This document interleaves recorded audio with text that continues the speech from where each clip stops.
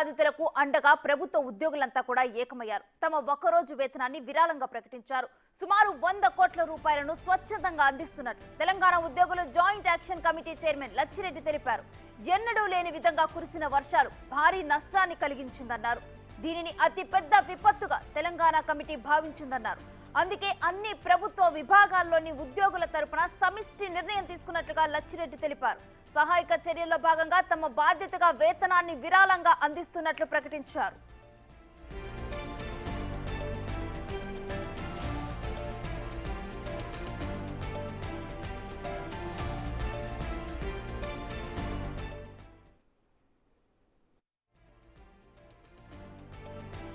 ఇక ఇదే అంశానికి సంబంధించిన మరింత సమాచారాన్ని మా అసోసియేట్ ఇన్పుట్ ఎడిటర్ నగేష్ అందిస్తారు. నగేష్, ఉద్యోగులు తీసుకున్న ఈ నిర్ణయం గురించి డీటెయిల్స్ ఏంటి? అంటే వారు ఒకరోజు మూల వేతనాన్ని ప్రభుత్వానికి అందించాలని చెప్పి ఉద్యోగుల సంఘం జేఏసీ నిర్ణయించింది. ఎందుకంటే తెలంగాణ రాష్ట్రంలో వరద బీభత్సం సృష్టించి చాలా ప్రాంతాలు నీట మునిగాయి. ఇటు ఖమ్మం, మహబూబాబాద్ రెండు ఉమ్మడి జిల్లాలో కూడా భారీ ఆస్తి నష్టం సంభవించింది. మిగతా చాలా జిల్లాల్లో కూడా రోడ్లు తెగిపోవడం, వివిధ రకాల అంటే కొంత ప్రాణ నష్టం, ఆస్తి నష్టం పెద్ద మొత్తంలో సంభవించడంతో ఉద్యోగుల యాక్షన్ కమిటీ ఏదైతే ఉందో జేఏసీ మొన్ననే ఈ మధ్యనే ప్రకటించారు. లచ్చిరెడ్డి ఉన్నారు.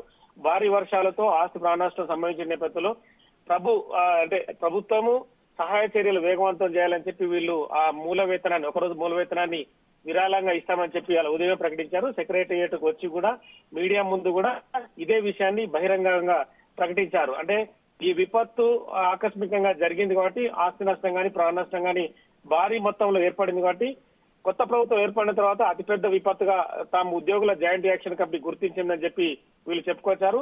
ఇలాంటి సమయంలో తమ వంతుగా ఆర్థిక పరంగా ఎంతో కొంత సహాయం చేయాలని చెప్పి నిర్ణయం తీసుకున్నాం. ప్రభుత్వంలో భాగంగా ఉద్యోగులం కాబట్టి ప్రత్యక్ష సహాయ చర్యల్లో పాల్గొనడంతో పాటు ఒకరోజు మూల వేతనాన్ని కూడా ప్రభుత్వానికి అందిస్తే ఇంతో అంత సహాయం చేసినట్టుగా ఉంటుంది. ఆ మూల వేతనంతో ప్రభుత్వం సహాయ చర్యలు ముమ్మరం చేసి బాధితులను ఆదుకోవాలని చెప్పి కూడా వాళ్ళు విజ్ఞప్తి చేశారు. అయితే ప్రస్తుతం అంటే మనం బిగ్ టీవీ కవరేజ్ లో కూడా చూస్తూనే ఉన్నాం ఎంత విధంగా నష్టపోయారనేది. వాళ్ళ కష్టాలను కానీ వారి బాధను కానీ చూస్తుంటే మనకే కన్నీరు వస్తున్నాయి.